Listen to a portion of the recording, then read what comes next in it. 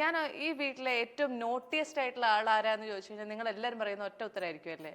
ഓസിയാണോ? Aussie ഇപ്പൊ ഇപ്പൊ ആ നോട്ടിനെ സകനന്റെ ഉണ്ടോ? നോട്ടി എന്ന് വെച്ചാൽ ഓസി വളരെ കുഞ്ഞായിരുന്നു, അപ്പൊ പാവമായിരുന്നു, ഭയങ്കര പാവമായിരുന്നു. ലൈക്ക് ഞാൻ ജനിച്ച സമയത്തൊക്കെ ഇത്രയും നല്ലൊരു കുട്ടി അമ്മ പറയും, അയ്യോ എന്തൊരു നല്ല കുട്ടിയാന്നറിയോ.